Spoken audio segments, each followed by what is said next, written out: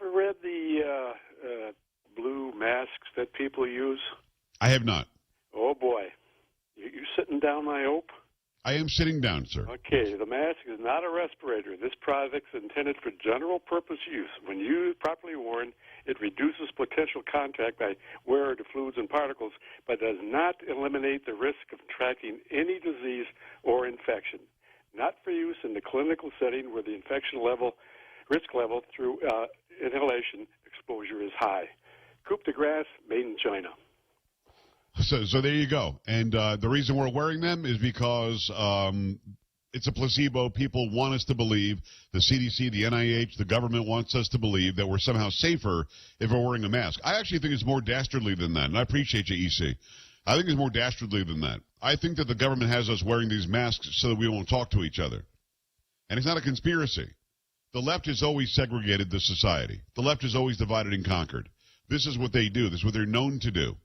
I believe they're doing it so that we won't talk to each other. If you're wearing a mask, you're not necessarily going to walk up to somebody and say, hey, spark up a conversation. You're in your own little world. It's like we're all staring at our phones, too. Staring at our phones, our tablets, our devices, our computers. We're wearing masks. We're not talking to each other. And now we're starting to separate each other on terms like BIPOC and white nationalist or, critical race theory. There's a level of separation going on in our society pushed by those who think there are rulers. Keep it here. This is The Weekend with Joe Pags.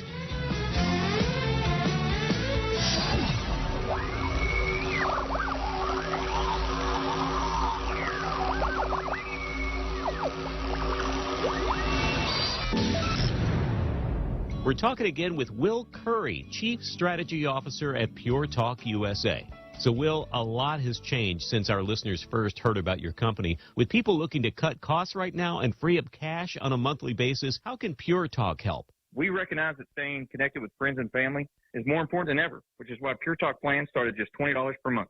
We don't lock you into expensive plan options like the other carriers do. We offer a variety of plans, so there's something that fits everyone, and you don't pay for data that you're never going to use. Right now, the average family of four is saving over $70 per month when they switch to Pure Talk. Well, I know everyone listening could benefit from an extra $70 per month. Okay, here's what you do to switch to Pure Talk. Grab your mobile phone, dial pound 250, and say, switch now. When you do, you'll also save 50% off your first month. Dial pound 250 and say, switch now. Pure Talk USA. Simply smarter wireless. You'll have the option to receive a one-time auto-dial text message from Pure Talk USA. Hey, big news! Now you can listen to The Point on radio.com. And radio.com gives you so much more. Local news stations give you what's going on in your community, yet national news from CBS, CNN, or Fox News Radio. Take a break with one of the hundreds of music, sports, and talk stations. Love podcasts? Radio.com has thousands of true crime, comedy, kids and family podcasts, and more. Listen anytime, anywhere. On your PC, smart speakers, and a variety of connected devices. Or download the Radio.com app now from the App Store or Google Play. Introducing Tall Tales with Senator Bob Klitzkie. Hi, I'm Bob. Purveyor of truth and justice. Well, hold on. That's a bit over the top, isn't it? I just want to tell the Point's international radio listening audience and Tall Tales buffs all over the world to take heart. I'm back. Tall Tales airs afternoons at 4 right here on The Point. Ray says, set your radio to 93.3 FM and forget it. You needn't touch it again. The Point is KUSG, Hagåtña, Guam. 93.3 FM and 104.3 HD3. Tensions rising in the Middle East. I'm Mary Corsetti, Fox News. Israeli warplanes have staged another series of heavy airstrikes in Gaza City, hours after Israeli Prime Minister Benjamin Netanyahu signaled the fighting with Hamas rulers would rage on. A Palestinian man rammed his car into a police checkpoint, wounding 5 of them. They shot the driver. It happened near the entrance to the Sheikh Jarrah neighborhood, where several Palestinian families await word on whether or not they'll be evicted from their homes. Mounting tension over this and the sensitivities around the Al-Aqsa Mosque in East Jerusalem during Ramadan led Hamas to start waging its war of rockets. Israel's chief of staff said they were working on a plan. It was a plan that was ready in advance. They say part of it has already been completed, but part of it remains to be seen. Fox's Amy Kellogg. And President Biden delivered remarks for the end of Ramadan Sunday. He also took a moment to discuss America's role in supporting India amid the coronavirus pandemic. In the tradition of Eid, we remain mindful of all those struggling around the world. We're keeping the people of India, including its Muslim communities, in our hearts as they confront the devastation of this pandemic. The United States will continue to support India in its fight against COVID-19. Meanwhile, an 18-year-old man has been arrested after the body of a 4-year-old boy was found lying on a neighborhood street in Dallas. Police say the suspect, Darren Brown, has been charged with kidnapping and theft, with more charges pending. Officers received a call that there was a child dead in the street early Saturday morning. A police official says it appears the child suffered a violent death and that an edged weapon was used. Also happening now, 2 men are dead following a shooting Sunday night in East Oakland, California. Citing Oakland police, NBC Bay Area reports the shooting happened in the 2500 block of Highland Avenue in the Highland Terrace neighborhood. Homicide detectives are investigating the incident. America is listening to Fox News. When's the last time you looked at your homeowner's insurance? A homeowner's policy protects much more than just your house. It also protects you against claims from someone being hurt on your property. If a visitor is injured at your place, how much are you covered for? The smart thing to do is get the answer today. That's the Insurance Extra Point. Get out there and make something good happen today by calling Guahan Insurance Services at 475-1162 or visit us at the Camacho Landmark Center in Tamuning. Top End Pest Control is who you call for all your pest control needs. Got a problem with roaches, ants, spiders, rodents, fleas, ticks, termites? No problem. They do it all. Top End Pest Control is a service-disabled, veteran-owned small business and HubZone certified. Serving Guam since 2012. Call them today for a quote, 487-5657, or email topendpest@gmail.com. Check them out on Facebook at Top End Pest Control and give them a like. Top End Pest Control for all your pest control needs. To wear a mask or not to wear a mask, that still seems to be a question even after the new CDC guidance last week. The CDC maintains that people who are fully vaccinated can shed their masks. Its director, Dr. Rochelle Walensky, said on Fox News Sunday, there are still guidelines for those who haven't gotten a vaccine dose. You are not safe. Please go get vaccinated or continue to wear your mask. Dr. Walensky says she trusts that people will be truthful to protect others. The honor system is to be honest with yourself. She says anywhere from 1.5 million to 2 million people are still getting shots every day. Gernal Scott, Fox News. Also new tonight, Andrea Meza of Mexico has been crowned Miss Universe. Meza, who has a software engineering degree, beat out Miss Brazil at the end of the night, screaming Sunday when the announcer shouted, "Viva Mexico!" Previous winner Zazabini Tunzi fit the crown on Meza's head and waited to make sure it would stay in place as she beamed and took her first walk to the front of the stage. Tunzi, a public relations professional who became the first black woman from South Africa to win the contest, had held the title since December 2019. Plus, a new study may inspire you to throttle back at work. Fox's Sal Giangrasso explains. Who says hard work won't kill you? A World Health Organization study says long working hours are a killer, with hundreds of thousands of deaths linked to them. The WHO says long hours are linked to 35% higher stroke risk, and that middle-aged and older men are more likely to be victims. The study says working 55 hours or more per week is a serious health hazard and calls it a worsening trend that may accelerate further due to the COVID-19 pandemic. The study goes on to say that capping hours would be beneficial for employers, since that's been shown to increase worker productivity. Sal Giangrasso, Fox News. I'm Mary Corsetti, and this is Fox News. Do you dread waiting in those long, inconvenient lines? That's why you won't find them at Bank Pacific. We're back to our pre-COVID Monday to Saturday hours with all of our branches open. You know, that where others put branches, we place roots thing. And if you don't want to come to the bank, we have MyCloud Banking through which you can go to the bank on any of your devices, including through our new cool mobile banking platform with a remote capture so you can deposit checks from anywhere. Offline, online, no line. Bank Pacific. Where others put branches, we place roots and rooting for you. Member FDIC. Leah Dunca from Security Title here with a little information about trusts. A trust is a legal entity capable of owning property. It can protect property from issues such as lawsuits or divorce and can be used to distribute property and avoid probate. Many trusts start as revocable but become irrevocable when the initial trustees die. Work with your estate planning attorney to see if a trust is a good fit for your family property. Call the professionals at Security Title. We are here to help. Half a day. This is Rocky Martinez, professional heavyweight MMA fighter. Nothing gets in my way when I go pro at Subway. Pack a punch with double the protein on any foot-long sub for just $2 more. For a limited time only. Subway, eat fresh. Tall Tales with Bob Klitzkie is brought to you by Guahan Insurance Services. Welcome to Tall Tales with Bob Klitzkie, the only show on talk radio where common sense is a lot more common. Phone lines are now open at 888-TALK. That's 888-8255.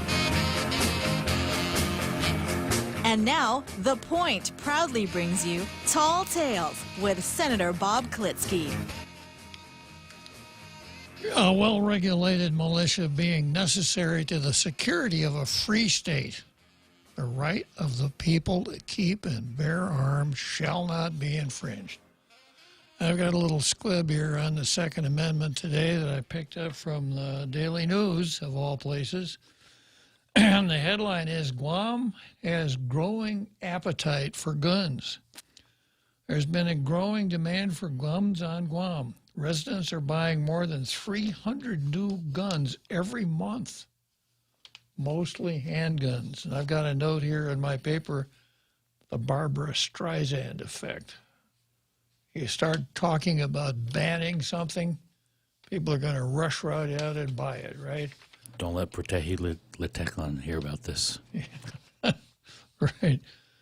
So I suspect that, you know, when Joe Biden was elected president of the United States, it was the best break that gun sellers have had in a long time. And going back to the article, according to Federal Firearms reports the number of instant background checks on Guam has increased sharply during the past decade from 511 background checks in 2011 to 3,572 background checks in 2020. The checks using the FBI's National Instant Criminal Background Check System are required every time a Guam resident wants to purchase a new gun from a licensed dealer. The dealer enters the customer's information into the federal reporting system. So on. In a matter of minutes, you can be cleared and walk out with a gun. This is John Sablon, president and CEO of JTM Benchrest, a day-to-day store that sells ammunition. I just add parenthetically here, we've probably got the tightest gun control law in the whole country. You have to have a firearms ID to even pick up and hold a gun in your hand. Like even when you're shopping for one? At least, yeah, that's right. Even when you're shopping for one. Wow. Yeah. And then when you buy it, you've got 3 days to take it to the armory at GPD and register it to your name. And if you sell it, you got to transfer it, etc. And just having a gun in your possession without a firearms ID is, I think, a third-degree felony. And then if you negligently entrust a firearm to a minor and the minor arm shoots somebody, you're liable. And it's not a matter of proving negligence, it's strict liability. And on and on and on. We have an extremely strict gun control regime on our island. Probably some of it is a holdover from the Naval Administration. The Naval would be the kind of people who would say, well, if you want to have a gun, you've got to have a license to have a gun. Those savages. Yeah, right. Yeah, according to Tina Rose Munya Barnes, right? I'm talking about the Navy guys. So is she. Yeah. So is she. Yeah. So Sablon said civil unrest and riots fueled a panic buy of guns in the nation last year. People bought so many guns, they drove up the price of ammunition. Before last year, a box of 9mm cartridges sold for as low as $18. Sablon said it now costs $34 a buck, almost double in price. So, as I say, I suspect that most gunners, people that want to own guns, sell guns, buy guns, shoot guns, etc., are probably conservatives, they're probably Republicans. So probably most people in the gun business are. But I suspect they secretly vote Democrat because they know it's going to be so good for business. All right, let's go from there to Zemi Ikotny.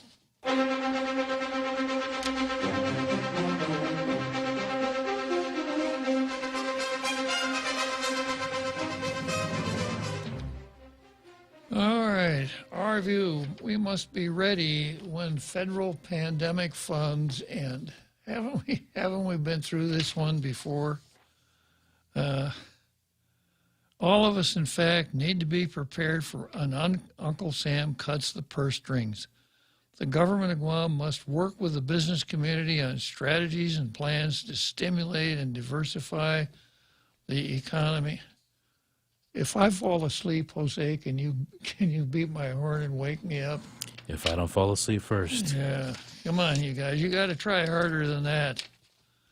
You know, a good editorial will cause you to say something along these lines. Gosh, I didn't know that. Or, damn, they're so right. I'm glad to see somebody is holding those characters accountable.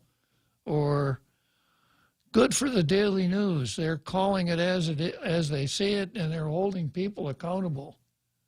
Yeah, but too often we get something that looks like a news story, or that is a news story camouflaged as an editorial, or something like this. My name is Rinradi Sellis, and I'm the editorial writer at the Guam Daily News. The reason I write the editorials is because I have a marvelous grasp for the obvious, which you will see as soon as you start reading my stuff. Hard to get started. Okay, today we have an editorial from the Post, and we have a substitute editorial from the Post. Too many of Guam's children are raped. How many would that be? One. Yeah, one would be more than enough. Yeah, and then there's some statistics. Once again, this looks like a news story camouflaged as an editorial. Winding up with this, though, it's hard to miss the cases out of the Catholic Church or Boy Scouts, but we all need to open our eyes to more inconvenient truths. The people who sleep under the same roof as our children are raping them.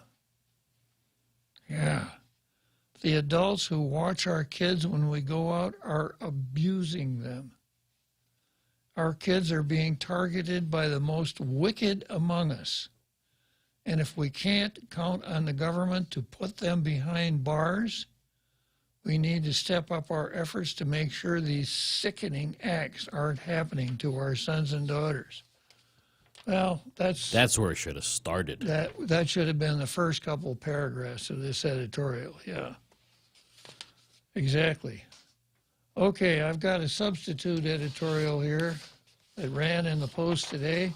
It's from one of their regular columnists,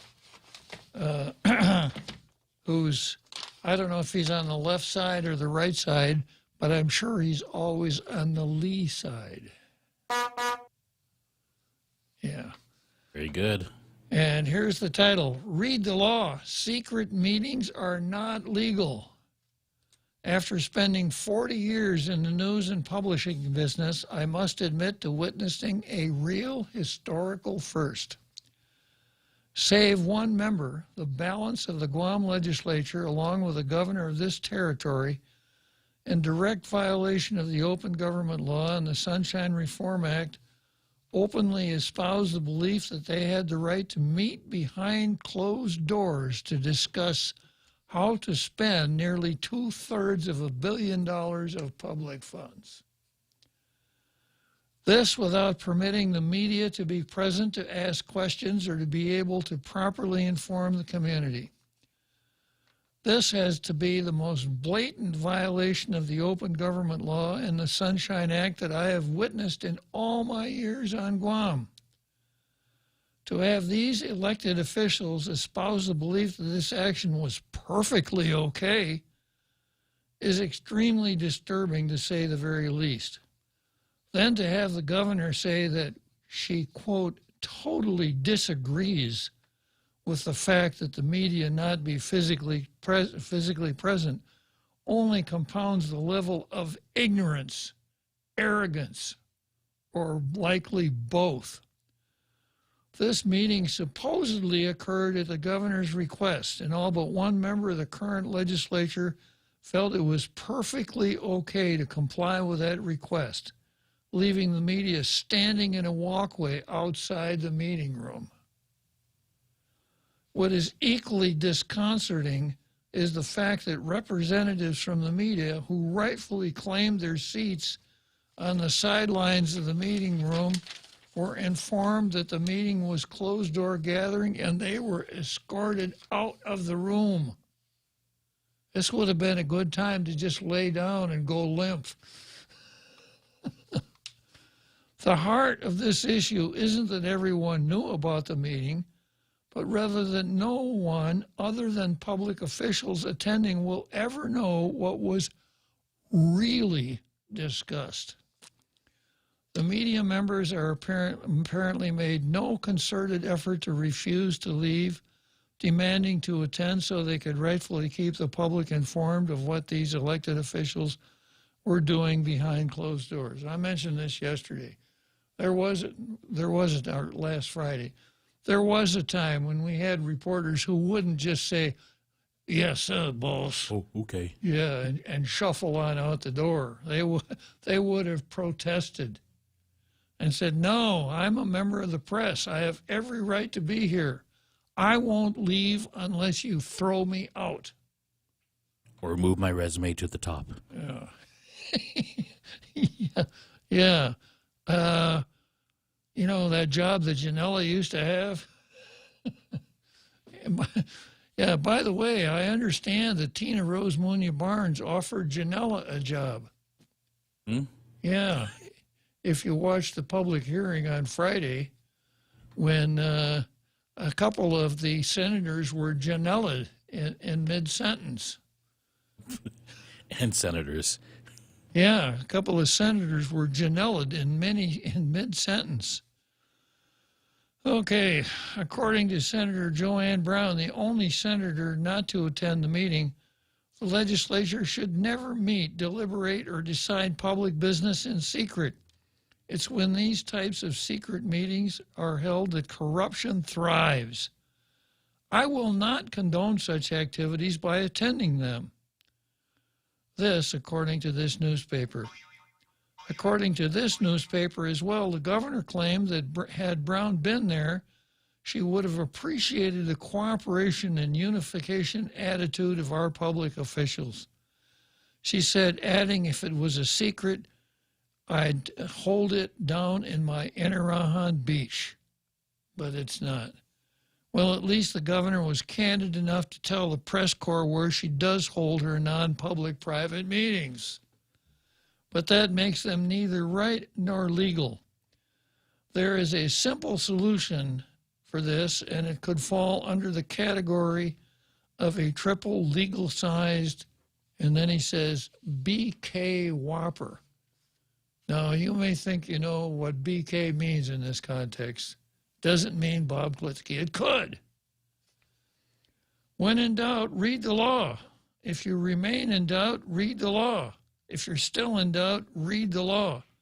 The law clearly states that closed-door meetings held in the manner this recent was between the governor and 14 members of the legislature was a clear violation of the open government law. And he's right. Now, you can't ding the governor for this, but you can certainly ding 14 members of the legislature for this, because it is just dead wrong.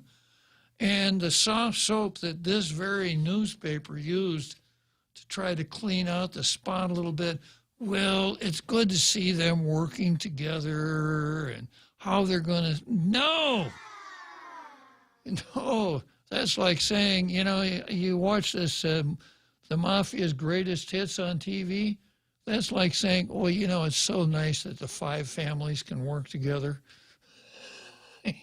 No, you don't want people who are doing what they're not supposed to be doing to work together. That's the beginning of a conspiracy. So how do we know that a conspiracy wasn't formed during that secret locked door meeting at the governor's office? How do we know that they didn't make some secret pacts about who gets what contract, etc.? We don't know. Well, since we're on the thread of assuming things that we don't know, yeah, I have a feeling that there was a pact of let's not push Bill 1136. Yeah, I suspect so. The governor. You want to have your way? Yeah. You don't have to talk about it anymore. Yeah. But we don't know. If you want to get involved here as to how I can spend this money that I can spend without your input at all, then you need to forget about Bill 1136. Yeah. They closed the meeting so we can assume and speculate all we want. Exactly. Yeah, the most wild speculation as to what actually happened in that meeting is legitimate, because you close the door and that's exactly what happens. So Lee Weber is not the editor of the Daily News. He has been the editor of a paper when it was a real paper. So I'm going to give him the blue star for today, even though he's not the editor. Congratulations, Lee Weber.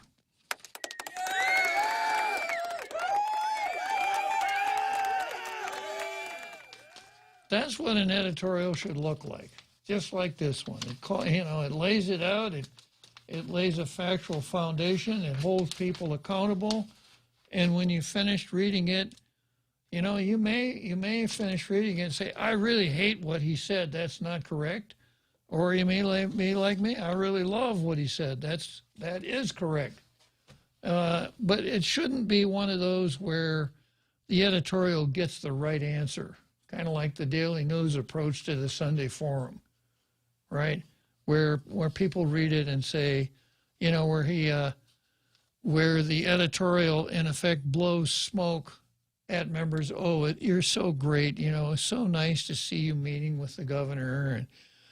And next time maybe you could bring cookies. And did she put flowers on the table before? This is not good government. I don't care how friendly you were and how accommodating you were. That's not how it's done. Okay, you remember I started 10 politically correct but factually false words and phrases to stop using immediately. I started that, and I was going to do one every day, and of course I forget about every other day. So the first one was mainstream media, and let me go back here to the beginning, to George Orwell. The worst thing one can do with words is to surrender them. That's George Orwell. Orwell protested not just sloppy use of language, but intentional misuse of language for political purposes. And I'm going to be a little self-laudatory. That's why I'm such a stickler on using words correctly. What we want to have happen here on our island, we'd like to see the island return to normality. We don't want to see it return to normalcy. Well, that's what everybody says, and it's in the dictionary, but it's not the right way to do it. We said it all together. Yeah, we said it. We had each other's permission to do it. And I mentioned on Friday why I only use the singular they to ridicule it.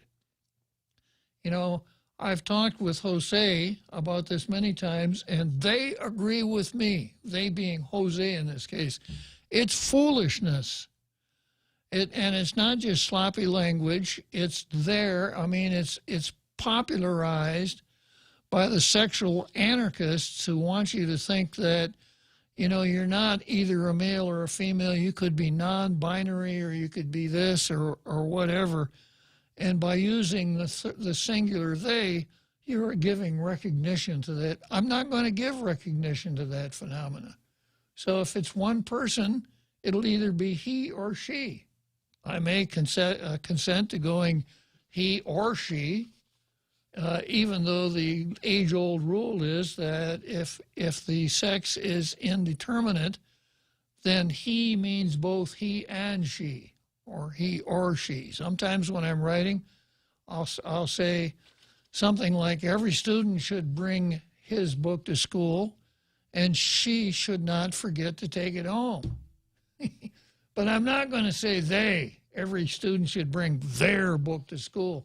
That means that all of the kids in the class have this one gigantic book that they carry into class.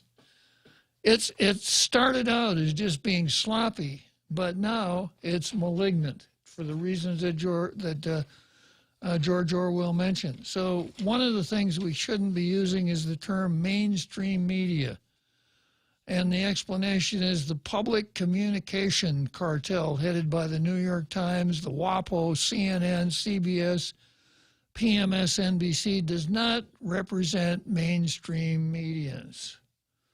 Earlier this year, Axios, another culprit of heavy-handed political spin, reported that 56% of Americans believe journalists and reporters are purposely trying to mislead people by saying things they know are false, are gross exaggerations. And because this came from Axios, I don't believe this. I think the number 56% is way too low. It's more like 86%. And don't say gender when you mean sex. Words have gender. People are one sex or another. For Latin and in many other languages that have grown out of it, gender is a linguistic term indicating which word endings a term should possess. Gender is either feminine, masculine, or neuter. Male and female, on the other hand, refer to sex. Sex is a biological category that reflects a person's physical characteristics and reproductive systems, and also manifests in certain broad behavioral differences that distinguish men and women. So don't talk in terms of what gender is your friend, you know, unless you got a lot of time to waste, because it may take the person you asked several minutes to explain what gender his friend is. Don't use sex reassignment surgery. Sex is not assigned at birth or ever. It is not assigned. It cannot be reassigned. Surgical procedures that remove or conceal the outward appearance of a man or woman's reproductive organs are most accurately described as genital mutilation or amputation. Don't say democracy when you mean republic. A democracy is the direct rule by the supreme rule of the people. The highest law is that of the loudest mob. The American system was established as a constitutional republic. The highest law of the land is the U.S. Constitution. So remember that. Republic, Constitution, democracy, the potential for mob rule. There's nothing more democratic. Let me come back to democracy right after this short break here.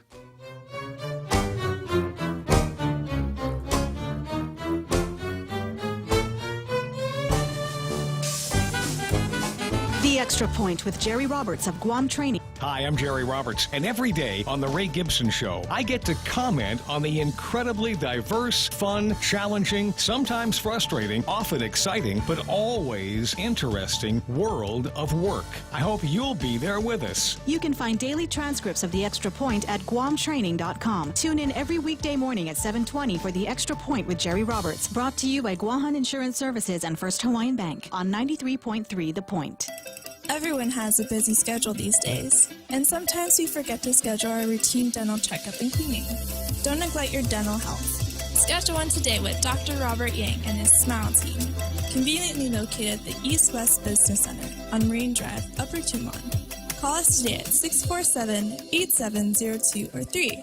Again, that's 647-8702 or 647-8703. We make smiles happen. Welcome back to Tall Tales with Bob Klitzkie, Guam's single voice of reason. Call now, 888-TALK.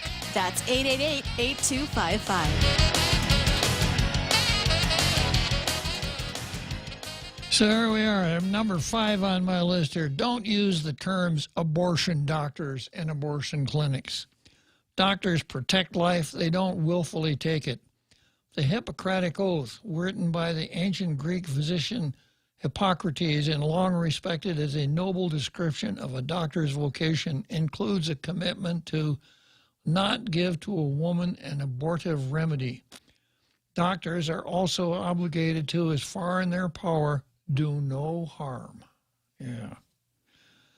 Clinics are medical facilities where people receive help and care. We don't call the room in which a prisoner on death row is executed a clinic. And neither should we use the term to describe the place where preborn babies are killed and dismembered. Call abortionists and abortion facilities what they are. None of this pro-life, pro-choice, as though they're moral equivalents. Those who favor abortion are not pro-choice, they're pro-abortion. And next on the list, anti-discrimination. Often anti-discrimination policies actually refer to legal preferences based on sex, race, socioeconomic status, or some other category. The Brigham and Women's Hospital in Boston, for example, released an anti-racist agenda for medicine. When you see the word anti-racist, that is code for we are racist, but we just want some races favored. That's what it means. Anti-racist agenda for medicine earlier this month that would provide preferential care based on race for Black and Latino patients. And another example of discrimination under the name of its opposite, Yale University unlawful discriminated against white and Asian students, according to a 2-year Department of Justice investigation. Instead of using the leftist buzzword anti-discrimination to describe these policies, call them legalized preferences, or simply the discrimination they are. And here's the next item on the list, number 7, undocumented immigrant. Undocumented is the term used by people who don't want to call breaking immigration laws illegal. However, most immigrants have identification documents from their home governments. Further, 16 states, California, Colorado, Connecticut, Delaware, Hawaii, Illinois, Maryland, Nevada, New Jersey, New Mexico, New York, Oregon, Utah, Vermont, Virginia, and Washington, but not Wisconsin. Whew. As well as the District of Columbia issued driver's license to illegal aliens, giving them U.S. documents as well. Yeah, but if a person is not a United States citizen and he is not here in a legal status, he's not an undocumented immigrant. He's not even an immigrant. He is an illegal alien. And the more we dance around these things, the harder it is to deal with it. Okay, I'll come back to this list tomorrow. Moving on to the card.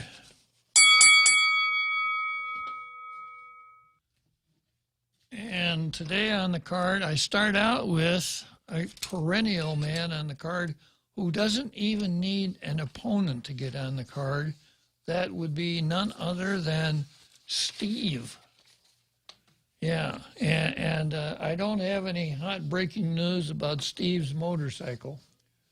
You remember Steve first made the card when he discovered that someone had attempted to steal his motorcycle. So he alerted people from the nearest precinct to do patrol checks on his house. Yeah. Steve's idea of crime prevention.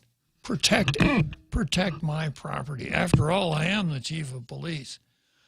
Then I've got Tall Tales versus Tina.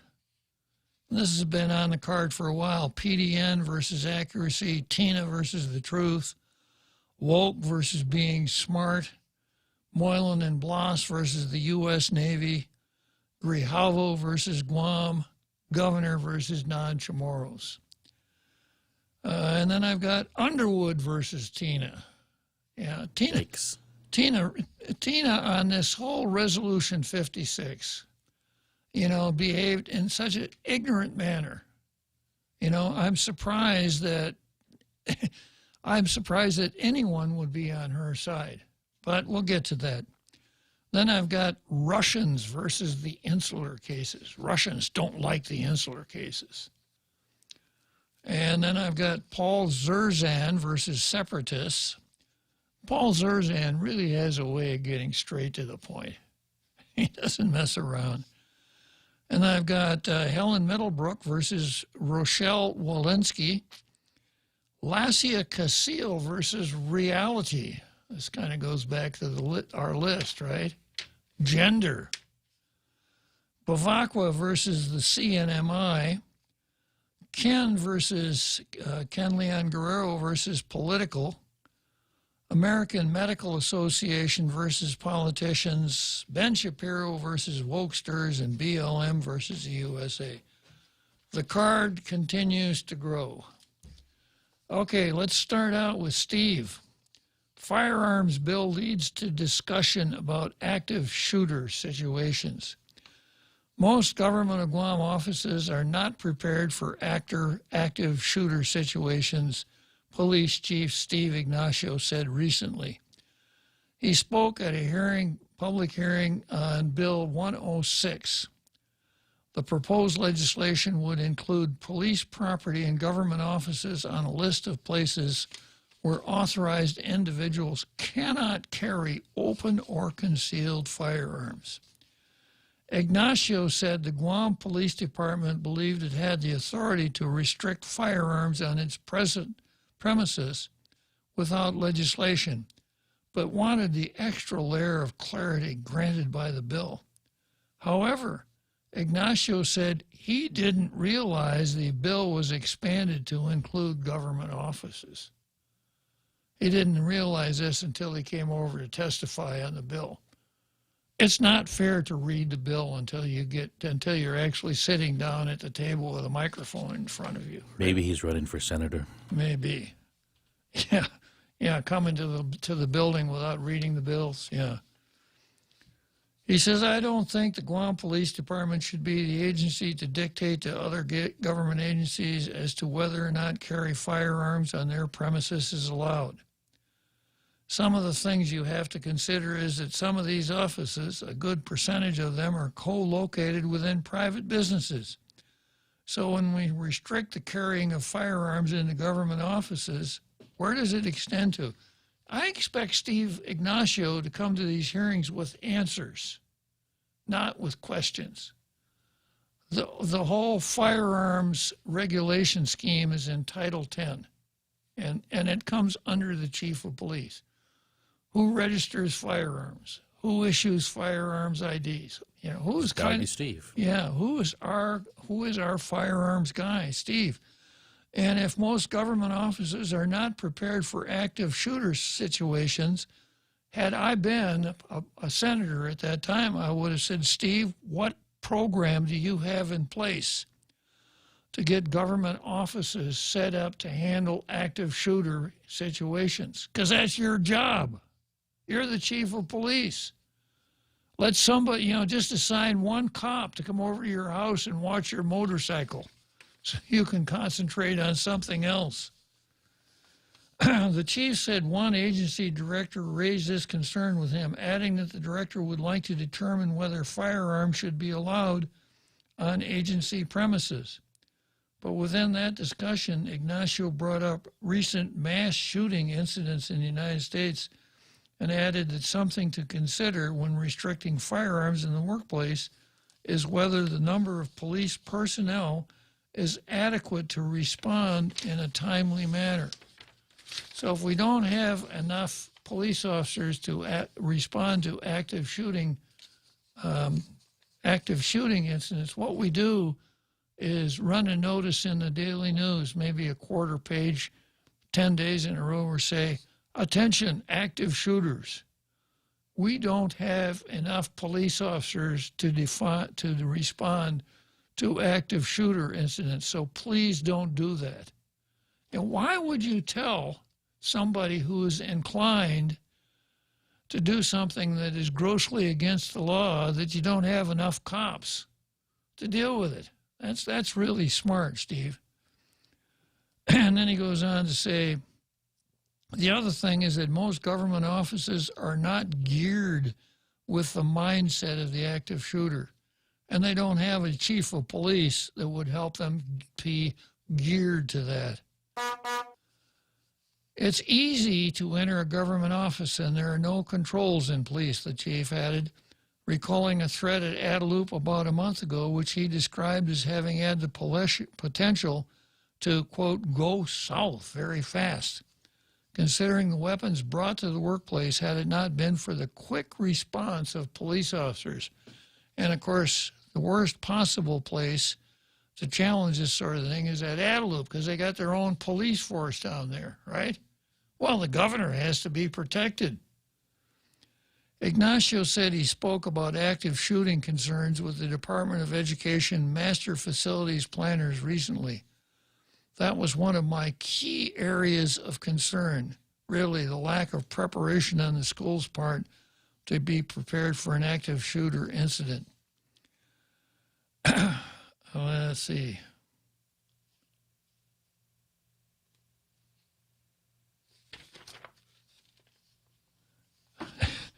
And then we go on. Senator Jose Pido Terlahi, a sponsor of the bill, said he was concerned about active shooter situations and wondered, what are we going to do if no allowance could be given to senators or staff to protect their offices? So I think what Pido Terlahi is saying here, you know, we should be able to bring our guns to the legislature with us. Now, this whole active shooter thing is scary, no question about it. I wouldn't want to be in a mall when something like that started. But I can't think of anything scarier than going to the legislature building knowing that some of the folks in there are carrying. You know? It's like the gun-free zone sign in your front yard. Yeah, except, you know, we wouldn't have to worry about active shooter incidents because we'd have people in the legislatures stumbling around with pistols in their pockets. No, thank you. Jim Moylan, a main sponsor, pointed out current law already bars open or concealed carry within the legislature building. I think that's the Jim Miles law. But that's a long story, and it happened a long time ago. The bill was introduced following discussions between police command staff and Moylan due to an incident in which an upset individual came to GPD with a firearm.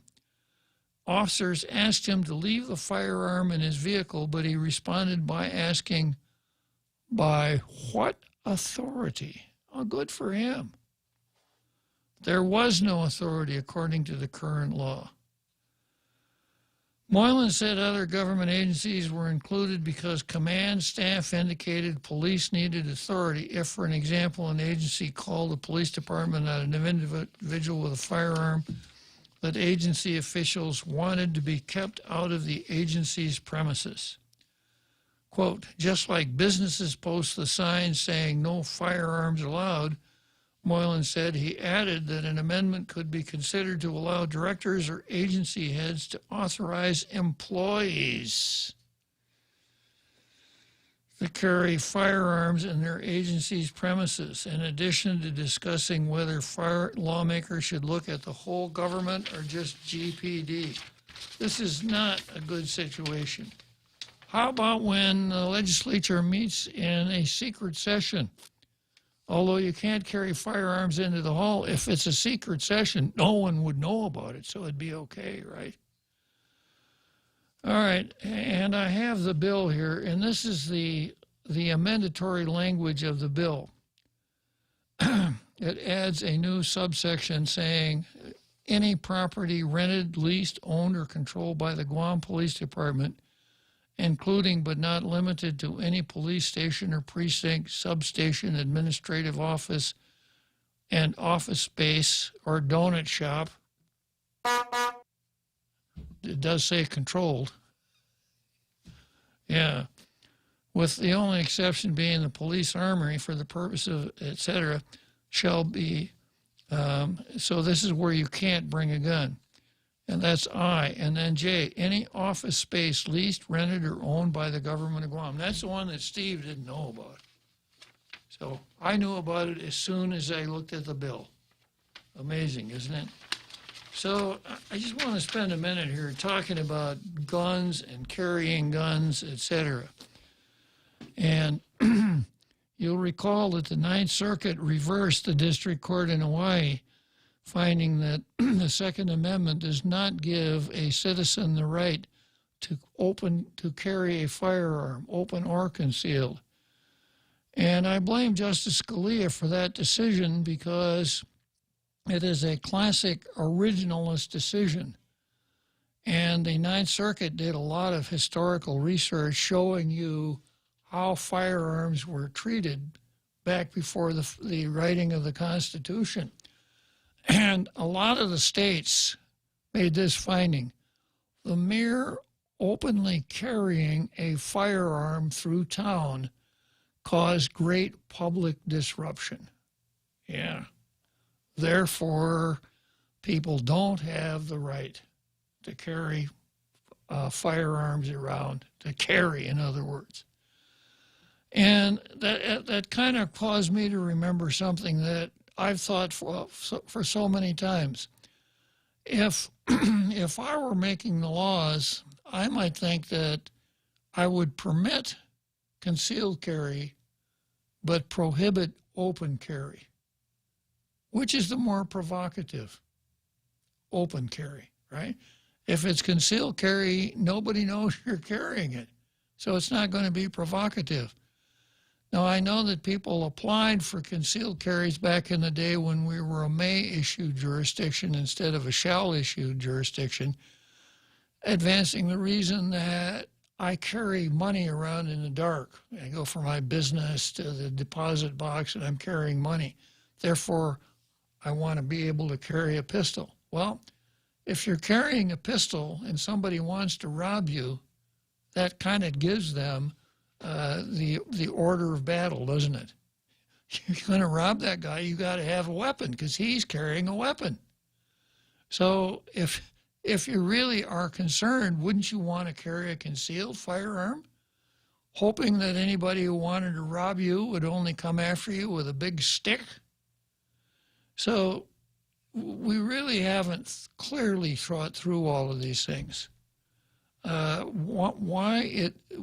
Well, I know the reason, and the reason advanced in favor of laws that prohibit carrying concealed weapons is that back in the old frontier days, you know, the old John Wayne days and Matt Dillon out on the frontier, the thinking was that a man had to know what he was up against. So if you're carrying a Derringer in your boot, that's a dastardly thing to do. If you got a big Colt 44 on your waist, then everybody knows what you got. So it's kind of like, don't mess with a guy who's got a big pistol on his hip. Okay, let's break for 10 minutes here, and I'll come back to Trust Territory, as you were, Tall Tales versus Tina.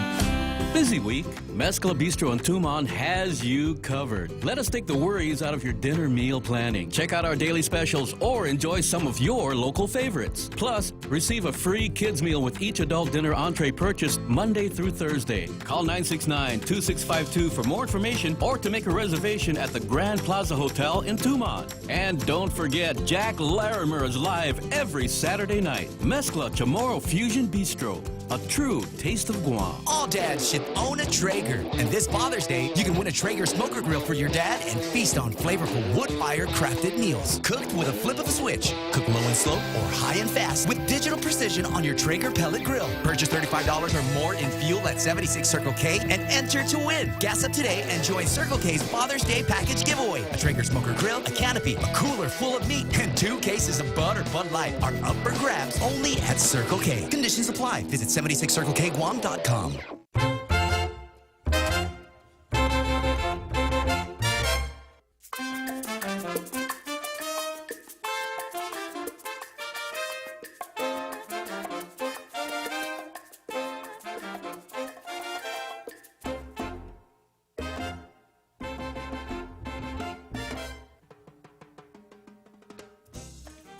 All right, so here we go. I'm running up to the big halftime show, and I'm going to talk. I got to do my Rush Limbaugh imitation here again. Jose, I don't like to talk about myself on the show, but this time I have to, cause it's about me. Yeah. So I've got a letter to the editor that ran in the Post today, but before I get to that, I've got to debunk a myth once and for all. You know, we've heard everybody talk about everybody except one guy, and he repeated himself more than once, right? Everybody says the Insular cases are racist, and built on a racist foundation, they're screwing us every day. So we should cause the Supreme Court to overrule these racist cases. Well, I'm going to tell you again, if you read Downs versus Bidwell, which is the case you're talking about, if you read it, if you study it, you won't come away believing that. If you go on an everybody knows basis, then you will. And that's why I put these Russians. You know, let me go to the Russians for a minute. You know, there are, 2 or 3 dozen Russians on island, Russian citizens seeking political asylum. And they've been here for quite a while, and they haven't been granted asylum. They aren't able to work legally, and they can't travel to other parts of the United States. So here's what the Russians were demonstrating about yesterday. Russian community supports overturning insular cases. What? That's the headline in the Post story. That's the worst kind of pandering I've ever heard. Russian community supports overturning insular cases. Well, they read the paper, they listen, etc.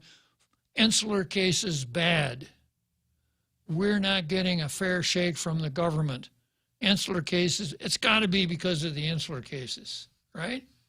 So the propaganda has been extremely effective. So they're standing in front of the legislature saying, with signs that say, not alien races. Let's see, there's 1, 2, 3, 4, 5, 6 aliens standing in front of the legislature, one of whom has a sign that says, not alien races. Another one, Guam, =, USA, ? And then another one, Guam is not a reservation. I thought they were trying to get into the U.S. They are, but I don't know if they I think probably say we want to get into the U.S. if you'll repeal the insular cases. And then another one has a sign that says equality for Guam. A small group of Russian asylum seekers gathered at the legislature building on Wednesday. The group supports House Resolution 279, also known as the Insular Cases Resolution, as people who have fled persecution in their origin country for fighting against injustice and trampling of basic human rights and freedom, we are very sensitive to the issues raised in H.R. 279. In the modern world, there is no place for alien racist treatment, no place for a system of rules of the age of colonies, no place for separation and inequality doctrine for territories, the group stated. Yeah.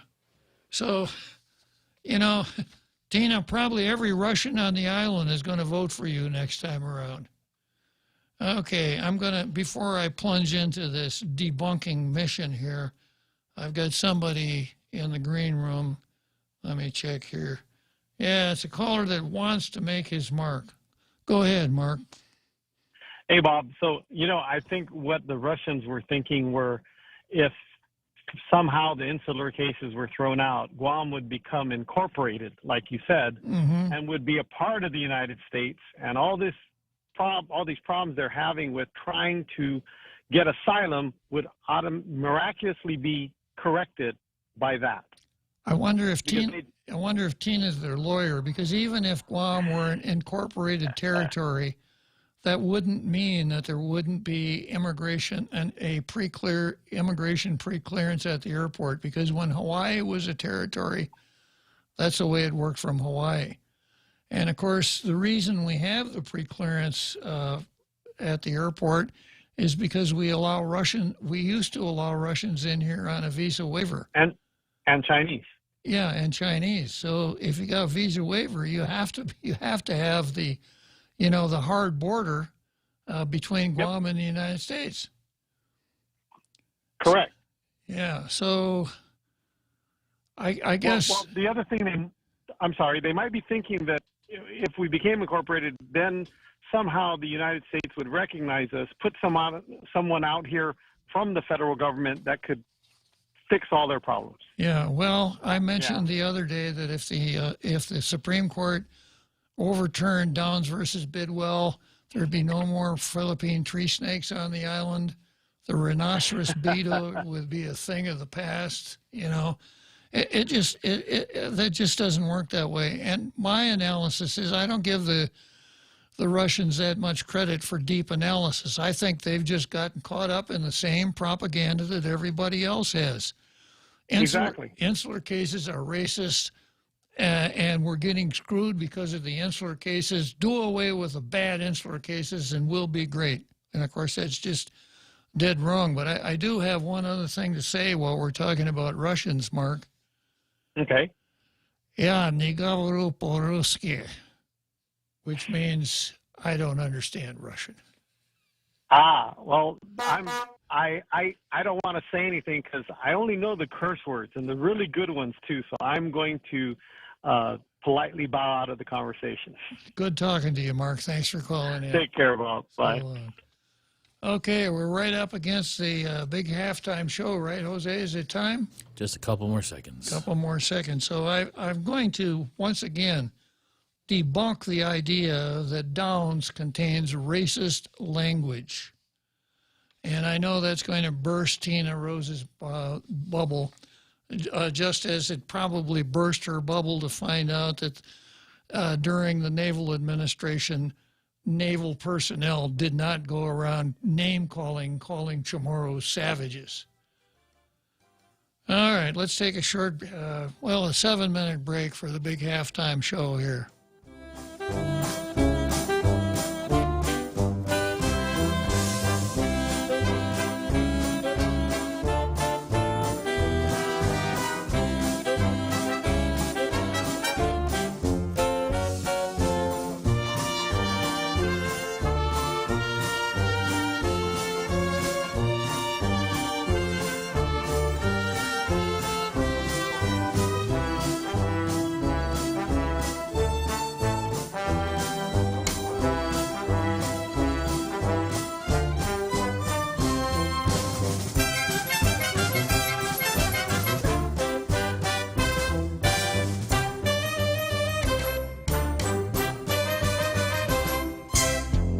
The Point is KUSG, Hagåtña, Guam, 93.3 FM and 104.3 HD3.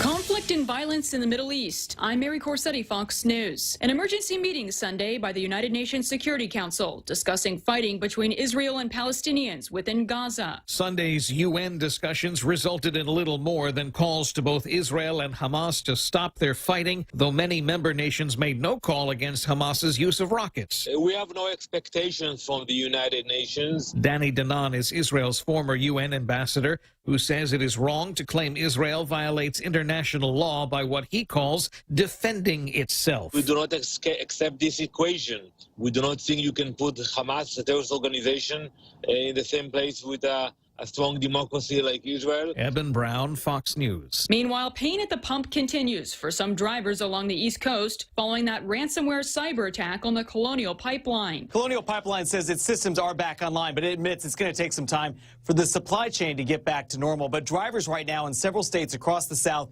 they are facing these fuel shortages from the Carolinas to Virginia. Many gas stations running low on gas or simply turning drivers away. The company put out a statement saying it will move as much gasoline, diesel, and jet fuel as is safely possible and will continue to do so until markets return to normal. But prices are already spiking in many places. The national average now over $3 a gallon. Drivers in D.C., Maryland, and New Jersey paying the most. Fox's Mark Meredith. And talks are expected to resume this week on President Biden's infrastructure plan. President Biden met with several Senate Republicans last week negotiating an infrastructure deal. West Virginia Republican Shelley Moore Capito says lawmakers are coming up with a counteroffer to present this week. The president indicates he's willing to compromise on his $1.9 trillion jobs plan and has set a Memorial Day deadline for real progress on negotiations. Fox's Jared Halpern. America is listening to Fox News. Leah Dunca from Security Title here with a little information about trusts. A trust is a legal entity capable of owning property. It can protect property from issues such as lawsuits or divorce and can be used to distribute property and avoid probate. Many trusts start as revocable but become irrevocable when the initial trustees die. Work with your estate planning attorney to see if a trust is a good fit for your family property. Call the professionals at Security Title. We are here to help. Do you dread waiting in those long, inconvenient lines? That's why you won't find them at Bank Pacific. We're back to our pre-COVID Monday to Saturday hours with all of our branches open. You know, that where others put branches, we place roots thing. And if you don't want to come to the bank, we have MyCloud Banking through which you can go to the bank on any of your devices, including through our new cool mobile banking platform with remote capture so you can deposit checks from anywhere. Offline, online, no line. Bank Pacific. Where others put branches, we place roots and rooting for you. Member FDIC. Well, Ford has unveiled a do-it-yourself project that it says can clean the air that you breathe at home. Ford has teamed up with LASCO and the University of Minnesota to come up with a DIY air filtration kit that includes a cardboard box, a LASCO box fan, and high-efficiency air filter. You take the air filter, you just set it inside the cardboard box, and then you put the fan on top of it. We can discharge the clean air and pull it downwards and pull the unfiltered air. Ford Director of Vehicle Research and Tax Cynthia Flanagan says the peer-reviewed Scrappy filter can reduce coronavirus in the air with a focus on small spaces at home or in school. Ford is donating 20,000 kits to underserved communities. Instructions on how to make one also available on Ford's website. Jeff Manasso, Fox News. And a fiery train derailment in northwest Iowa sent thick black smoke billowing into the air, prompting authorities to evacuate part of a small nearby town. The derailment happened around 2 p.m. Sunday on the southwest edge of Sibley, which is a town of about 3,000 people. Images of the incident posted online showed dozens of train cars piling up along the tracks with flames and heavy smoke. Union Pacific said 47 cars derailed. Plus, nearly 24 people in Arizona were hoping to enjoy a roller coaster ride, but what happened next was completely unexpected. Fox's Kevin Uretsky has this story. 22 people were looking to have some fun at the Castles and Coasters amusement park in Phoenix on Saturday. That is until the coaster they were on got stuck in a horizontal position about 20 feet up in the air. The fire department was called in, and this boy who was on the coaster says getting off was not that easy. When we got off, when they lifted, like, people almost fell, and it was scary because we didn't go down one ladder. We had to jump to ladder. In all, the riders were stuck for about an hour and a half. No word on why the roller coaster got stuck. Thankfully, no one was hurt. I'm Mary Corsetti, and this is Fox News. Hafaday, this is Severina. Here at APL, our expertise and extensive network can help you grow your business and reach out to more global markets. As a responsible carrier, APL is also committed to a sustainable future, whether it's protecting the environment or investing our efforts in giving back to the community. Our dedicated teams in Guam, Saipan, and on U.S. mainland are here to support you. Call 588-4651 or visit www.apl.com. When's the last time you looked at your homeowner's insurance? A homeowner's policy protects much more than just your house. It also protects you against claims from someone being hurt on your property. If a visitor is injured at your place, how much are you covered for? The smart thing to do is get the answer today. That's the Insurance Extra Point. Get out there and make something good happen today by calling Guahan Insurance Services at 475-1162 or visit us at the Camacho Landmark Center in Tamuning. Half a day. This is Rocky Martinez, professional heavyweight MMA fighter. Nothing gets in my way when I go pro at Subway. Pack a punch with double the protein on any foot-long sub for just $2 more. For a limited time only. Subway. Eat fresh. Hey, big news! Now you can listen to The Point on radio.com. And radio.com gives you so much more. Local news stations give you what's going on in your community. Yet national news from CBS, CNN, or Fox News Radio. Take a break with one of the hundreds of music, sports, and talk stations. Love podcasts? Radio.com has thousands of true crime, comedy, kids and family podcasts, and more. Listen anytime, anywhere. On your PC, smart speakers, and a variety of connected devices. Or download the Radio.com app now from the App Store or Google Play.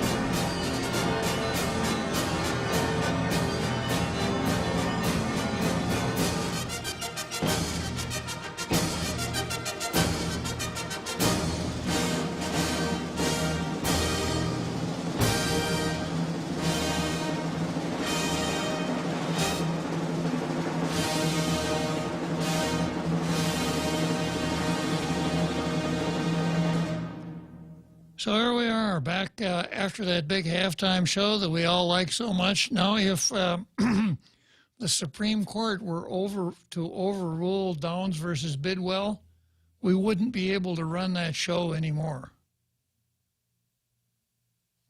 Well, that's... Yeah.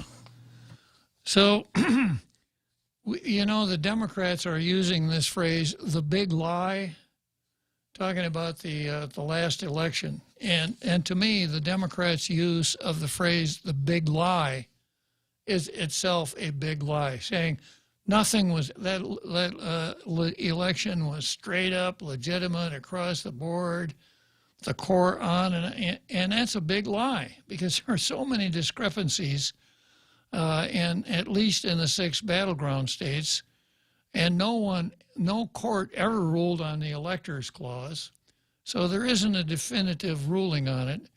And President Trump was certainly within his rights, you know, to say that I don't think the election was legitimate. And those members of Congress who wanted to raise, wanted to and did raise the challenge during the joint session of Congress on January 6th were doing exactly what the law says you should do. And the Democrats keep saying the big lie, the big lie. And by saying the big lie over and over again, it's been effective. And that's exactly what we're dealing with here with this alien races language from Downs that causes everybody, including Russian asylum seekers. It's been so effective that even Russian asylum seekers have picked up on it as the solution to their problem even. And of course, it's not even close. And this may be where the popularity started. There's a show on TV called Last Week Tonight starring John Oliver. And of course, it was about Guam, so everybody watched it. And everybody talked about it. And at the very beginning of the show, a history professor from the university, Ann Paris Hattori, made a statement. And it was kind of the foundation for the whole show. And she was kind of the straight man for John Oliver. And what she said was just dead wrong. She took language out of Downs. She didn't even get she didn't even do that correctly. No! But the message that she sent was the big lie. And this is what Ann Hattori said.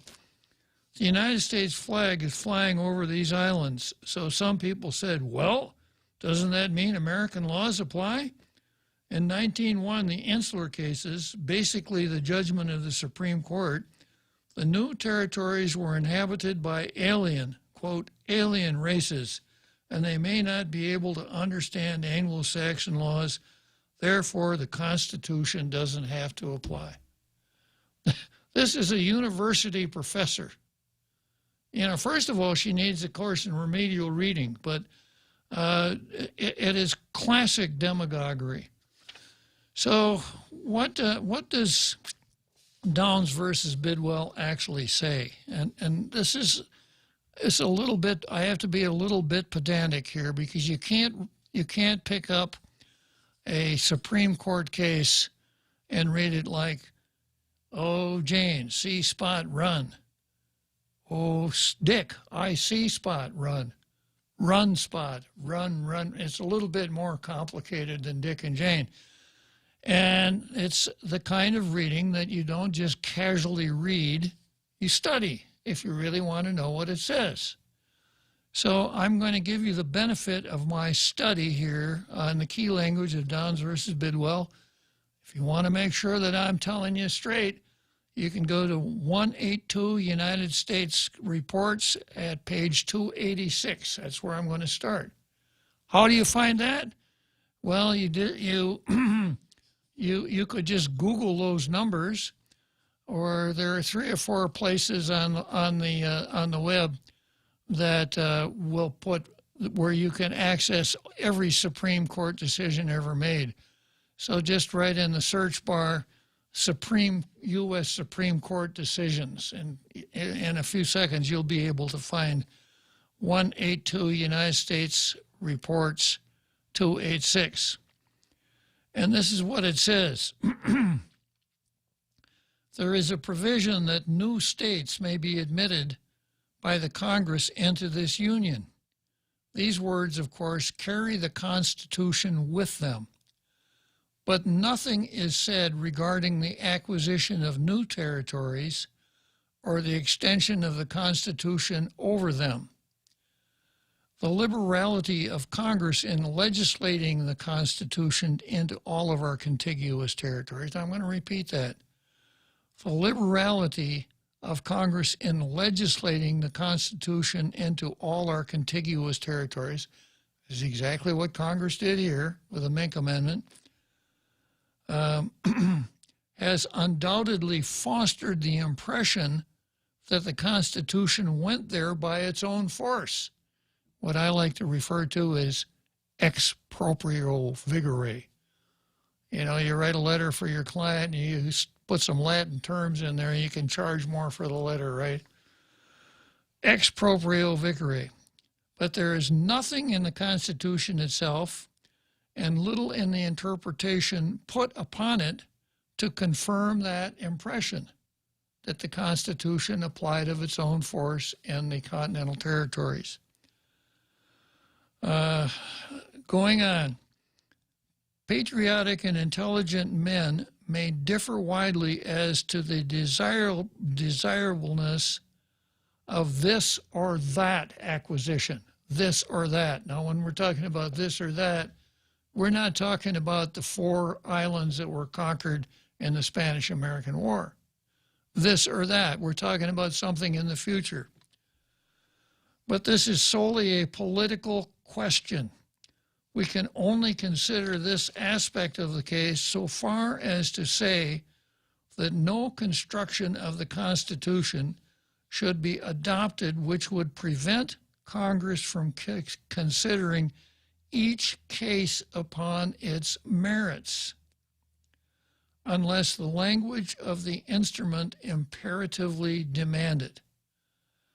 A false step at this time might be fatal to the development of what Chief Justice Marshall called the American Empire. So if you want to stick the United States in 1901 as being an imperialist country, here's your evidence, okay? Yeah. What a false step at this time might be fatal to the development of what Chief Justice Marshall called the American Empire. If we're going to have an American empire, then we've got to be really careful with this idea that the Constitution automatically applies to any new territory that we acquire. That's what they're saying. Choice in some cases, the natural gravitation of small bodies towards large ones in others, the result of a successful war in still others, may bring about conditions which would render the annexation of distant possessions desirable. Now, this is all future. We're talking about what could happen in the future. If those possessions, the ones that, the new ones in the American Empire, if those possessions are inhabited by alien races differing from us in religion, customs, laws, methods of taxation, and modes of thought, the administration of government and justice according to Anglo-Saxon principles may for a time be impossible, and the question at once arises whether large concessions ought not to be made for a time, that ultimately our own theories may be carried out and the blessings of a free government on the Constitution extended to them. We decline to hold that there is anything in the Constitution to forbid such action. Okay, so that's the horrible language. This is the language that Tina's hanging her racist hat on. If those possessions. Now, the fact that the first word in the quotations is if really tells you everything you need to know. So does that quotation, does that apply to the inhabitants of the 4 islands that the United States won in the Spanish-American War? No. Does it apply to Guam? No. Nope. Was Justice Brown referring to the people of Guam when he wrote this? Nope. No. What he was talking about is a hypothetical situation in the future that, of course, never occurred. So what you have here actually isn't even obiter dictum. It's an analogy used to demonstrate a point, is what it amounts to. But that's it. That's all of it. Now, we compare that once again with Ann Hattori. The United States flag is flying over these lands, so some people said, well, doesn't that mean American laws apply? In 1901, the insular case is basically the judgment of the Supreme Court. The new territories were inhabited by alien, quote, alien races. Wrong. That's not what it said. And they may not be able to understand Anglo-Saxon laws, therefore the Constitution doesn't have to apply. So I could understand a casual reader stumbling through there and saying, hey, listen to this. Wow, if those possessions are inhabitable, you know, but she's not a casual reader. She's a university professor. So she shouldn't be looking around the walls of the ladies' room for her material, which is apparently what she did. So I just want to clearly establish, you know, what that alien races language does, why it's there, what it's for, and absolutely what it is not. It is not saying anything about the 4 islands, about the Philippines, Cuba, Puerto Rico, or Guam. But of course, if you take the alien races out of the equation, there isn't anywhere near as much to talk about anytime, especially nowadays. So the decision goes on to say, We are therefore of the opinion that the island of Puerto Rico is a territory appurtenant to and belonging to the United States, but not a part of the United States within the revenue clauses of the Constitution, that the Foraker Act is constitutional so far as it imposes duties upon imports from such island, and that the plaintiff cannot recover back the exact duties exacted in this case. And I've explained before, this is a commercial case. Talks about duty on bananas being imported from Puerto Rico into New York. Nothing to do with alien races, nothing to do with the rights of the people, etc. It says the Foraker Act is constitutional, and it says the uniformity clause of the Constitution does not apply to Puerto Rico. And I'm going to read the uniformity clause one more time. The Congress shall have power to lay and collect taxes, duties, imposts, and excises to pay the debts and provide for the common defense and general welfare of the United States. But all duties, imposts, and excises shall be uniform throughout the United States. So if the Constitution applied to the 4 islands, that would have meant that the taxes, imposts, etc. would have had to have been uniform, like it was in the 47 states that we had at that time. And I've explained the consequences of that here. The Supreme Court syllabus. Mr. Justice Brown, in announcing the conclusion and judgment of the court, the circuit courts have jurisdiction regardless of amount of actions against a collector of customs for duties exacted and paid under protest upon merchandise alleged not to have been imported. The island of Puerto Rico is not a part of the United States within that provision of the Constitution, which declares that all duties, imposts, and excises shall be uniform throughout the United States. There is a clear distinction between such prohibitions of the Constitution as go to the very root of the power of Congress to act at all, irrespective of time or place, and such are as operative only throughout the United States or among the several states.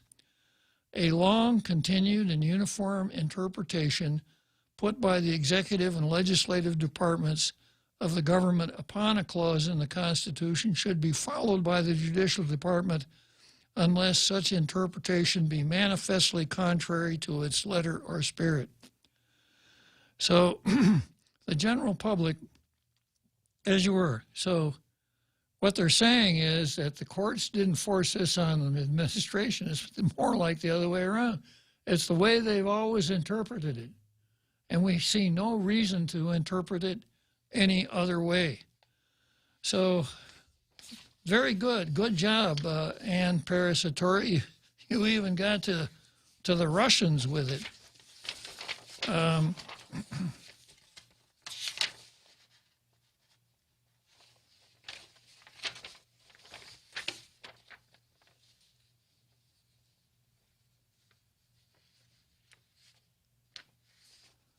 So the bottom line here is that Downs versus Biswell, which is what people are talking about when they're talking about the insular cases, is not a racist case. Justice Brown may have been racist. The guy that cleans up the Supreme Court chambers might have been racist. I don't know. But the only way that you can really tell what the Supreme Court has decided is by reading its decisions. And if you read Downs versus Bidwell, and I hope you do, you'll come away with the same conclusion that I did, that Downs versus Bidwell is not a racist case. And the holding in Downs is not racially suspect. The holding in Downs just says uniformity clause doesn't apply. It doesn't say the United States can crap all over the people that live here. You know, we don't have to, they're not entitled to anything at all, etc. It's just not what the case says. But that's what Tina wants it to say. Now, I'm going to go into my letter to the editor next, but you know, this is long, and I hate to have people hanging on the phone for too long. So I'll let another Joe talk about Ann Hattori. Go ahead, another Joe. Hey, thanks a lot. So it would seem as though we have a eulogy professor who does not completely comprehend Anglo-Saxon law. If that's the case, see, all she has to do is read your. You said you have an editorial to the newspaper, or perhaps someone could send her an email. But I think facts are important, not inconveniences. But, well, when this came up, Joe, I sent a letter to the president of the university, and I laid out what I've just said in considerable detail. And I pointed out that the president of the university in his own newspaper column, maybe a couple months earlier, had said this: the general public should feel free to demand more from academics in terms of quality of thought, transparency of processes, and most of all, honesty and integrity. The public should feel free to respond with ideas and hold them accountable, especially if they use the title professor. Oh. And you know what I heard back? Black Lives Matter? Go ahead, Jose. Yeah. Yeah. And she holds herself out as an historian. There's a difference between a history teacher and an historian. A history teacher, you got a textbook, et cetera, and you got some assigned readings, and most of your knowledge and most of the knowledge you impart comes from secondary sources. Some dude wrote a history about, the turn of the last century in American politics, and you read that, and it talks about the insular cases, and that's kind of what you go with. But if you're going to be a historian, you don't do that. You don't go to secondary sources. You go to original sources. So if you're going to write about the insular cases, you got to go to the insular cases. You can't read what somebody else said about the insular cases. You can't go to the picking signs that the Russians are holding out in front of the legislature and say, oh, I know all about the insular cases. So that's what a historian does, and it's obviously not what she did, because anyone who studied it is going to come away with the same thought process that I just outlined for you. If you read what Justice Brown was saying as a predicate to the quoted section, and she didn't even quote it correctly. She said, I read it for you, and this is what she said: the United States flag is flying over these lands, etc. In 1901, the insular case is basically the judgment of the Supreme Court, which is wrong. Supreme Court doesn't issue judgments except in cases of original jurisdiction. It issues opinions. The new territories were inhabited by alien, quote, alien races, and they may not be able to understand Anglo-Saxon laws. Therefore, the Constitution doesn't have to apply. She didn't even get the quote right, not to mention the interpretation and the context. So, when you have people who should know better going around saying things like this, it's no wonder that you were able to gaslight even Russian asylum seekers, right? Another joke? Hey, Uncle Bob, since you're giving her the benefit of the doubt, which is nice, or I could be wrong. I never give someone the benefit of the doubt. When the meaning of that phrase is this: your facts really don't kind of line up, but I'm going to go along with what you say anyhow. That's the benefit of the doubt. I don't give people the benefit of the doubt on Tall Tales. That's not the design of the program. Another joke. Could it be she's doing it on purpose? Well, so often we find people that hold themselves out as historians, but they're really advocates and not historians. And also, am I right to did I read somewhere that the new president of UOG was a supporter of Black Lives Matter? Oh yeah, he's woke. Our president is woke. Hey, another Joe, I got to take a break, and I'll come back from the break to Pete or repeat, one of the two. Thanks a lot, And then Frenchie. Good talking to you, another Joe. The Extra Point with Jerry Roberts of Guam Training. Hi, I'm Jerry Roberts, and every day on The Ray Gibson Show, I get to comment on the incredibly diverse, fun, challenging, sometimes frustrating, often exciting, but always interesting world of work. I hope you'll be there with us. You can find daily transcripts of The Extra Point at guamtraining.com. Tune in every weekday morning at 7:20 for The Extra Point with Jerry Roberts. Brought to you by Guahan Insurance Services and First Hawaiian Bank on 93.3 The Point. All dads should own a Traeger. And this Father's Day, you can win a Traeger smoker grill for your dad and feast on flavorful wood-fire crafted meals. Cooked with a flip of the switch. Cook low and slow or high and fast with digital precision on your Traeger pellet grill. Purchase $35 or more in fuel at 76 Circle K and enter to win. Gas up today and join Circle K's Father's Day package giveaway. A Traeger smoker grill, a canopy, a cooler full of meat, and 2 cases of Bud or Bud Light are up for grabs only at Circle K. Conditions apply. Visit 76circlekguam.com.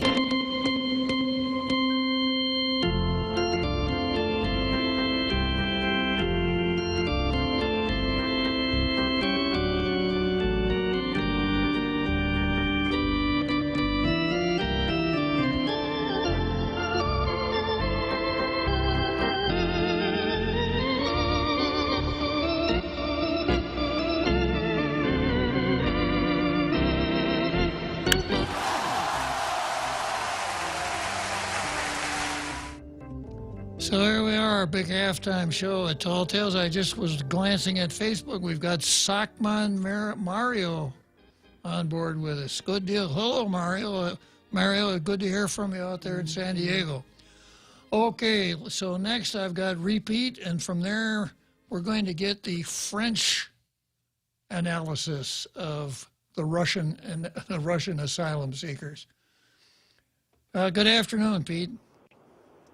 Afternoon, Uncle Bob. You know, I'm going to make this a quick ride. I just wanted to point out that she's not a historian. She's a hysterian. Good call, Pete. Spreading hysteria. Mm-hmm. But, you know, it happens a lot. I mean, we saw the tobacco industry do that to the cannabis, you know? Sure. And if you smoke cannabis, everyone's going to go out and rape everybody else. So, you know. Anyways, I just wanted to point that out. She's a hysterian. Okay, you called that one right, Pete. Thank you very much. You know, sometimes I think you and I are the only two people that get it. You know, we're in good company, I think. Yeah, but you know, in a way we kind of cheat. We know when you talk about Downs versus Bidwell, we actually read the case. Right. That might not be fair. Good talking to you, Pete. Thanks for calling. All right. Okay, and from there we go to Frenchie. Good afternoon, Frenchie. Good afternoon, Bob. Good afternoon to the tailgaters. And I wanted to start with your notes about using the right words, and you're absolutely right when it comes to undocumented immigrants. Number one, they're not immigrants, and then number two, they are illegal.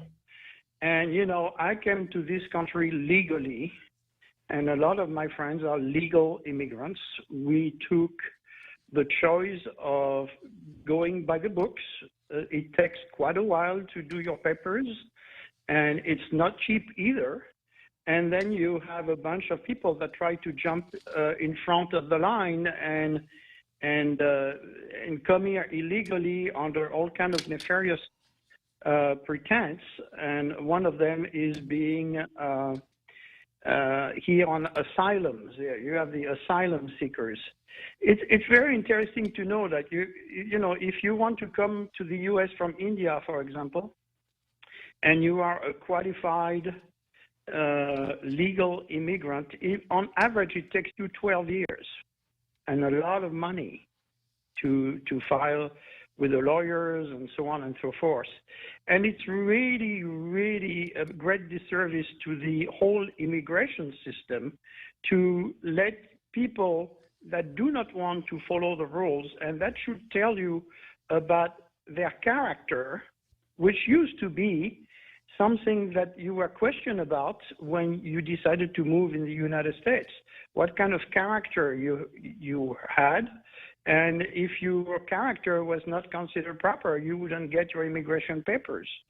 And so this whole thing, it's a destruction of our legal system, and all parties are guilty in this thing, from the Reagan era and the amnesty that was pushed by the Chamber of Commerce so they could get cheaper labor, and it is very disgraceful, and once again it's part of the deconstruction of the country's legal system, and this is very bad. As far as the Russians that are here, I ended up meeting a few of them, and what's very interesting is most of them are Jehovah's Witnesses, and they came here thinking it would be cheaper to come this way and then apply for asylum and then move on. Well, it was the wrong move legally, and it might take them as long as if they were legal immigrants from India. And this is a issue right now, is that you see them grab at straws on every opportunity that they have, the latest one being the insular cases, which is really, I kind of agree with you that they are just seeing that as an opportunity to make some brownie points with the powers to be. But just before that, 3 weeks ago, they were declaring that they were supporters of Navalny, and so on and so forth. And you know my opinion about Navalny. The guy is a crook anyway, and he's a fake alert person. So what we have now, and I read both your columns this weekend in the two papers. The one when you rebuff that gentleman that was talking about the election, and the other one regarding your open letter to Munoz, Richin, Barnes, and it's well written. It's to the point. I hope some people are starting to catch on it. As far as Professor Attari is, I think a maiden name is Perez, and if I'm not mistaken, she's a cousin of the senator. So, you know, birds of a feather get together, and it's quite interesting. She also studied Pacific history, not history, but Pacific history and Pacific civilization at, of course, the University of Hawaii, which is where Bevacqua went to school, and where, what's his name? I forgot, who is now teaching at the UOG as well. And they all go there, and it sounds like it's an indoctrination center, just like Senator Perez is very tied to the University of Denver, where some of those people are exercising their nefarious powers. And again, they're all at UOG with nobody, especially not any president, not the current one and not the previous one, goes and contradicts them, especially the previous one, because he's the one that sent them to University of Hawaii to come back and be his second guns for him. So this is where we are. It's kind of I think it's important. We need to keep on harping on this. And if the current president of the UOG is going to make those very grand declaration, we need to hold his feet to the fire and say, okay, you know, this is an opposition view. Where are you? Why don't you let people talk about it instead of just ignoring our letters? You know, so a lot more work ahead of. You need to live until you're 110 to keep on pushing those things. I'm trying. I know. Yeah. Thank you so much. Okay, good talking to you as usual, Frenchie. Yeah. You know, I was doing a quick search on the cases and John Oliver, and I came across a letter to the editor that you wrote in 2018 exactly on this, exactly on Ann Hattori's misrepresentation of these cases. And it's surprising that the senators haven't learned anything yet. Not a thing, yeah. Okay, so without further ado, I'm going to read the column that ran in this morning's Post, and it's the title is "Legislators' Criticism of Navy Report is Slanderous," and it's an open letter to Senator Tina Munya Barnes on her Resolution 56-36. Senator Barnes, your Resolution 56-36 is at best an exercise in demagoguery based on a false premise, which, if adhered to, would have dire consequences for our island. The foundation for 56 is a slanderous slam on the U.S. Navy, coupled with a deceptively dishonest reading of a Supreme Court case. I have set out 3 offensive whereas clauses from your resolution, edited for length. First whereas clause. Whereas the United States Navy, in its U.S. Navy report on Guam, 1899 through 1950, described the people of Guam as savages. A plain reading of this clause is that between 1899 and 1950, Navy officials called Chamorros savages. Now, the timing is really important here. 1899, up as late as 1950. 2 more whereas clauses re-emphasize the slander. Whereas approximately 20,000 Chamorros, the same Chamorro people whom the Navy had called savages, and the insular cases deemed unfit to be Americans. And then the third whereas clause, whereas the same Chamorro people whom the Navy had called as you were. The beginning of the U.S. Navy report contains this subheading: Introduction, Guam, 1521 through 1899. Okay, followed by these 2 paragraphs.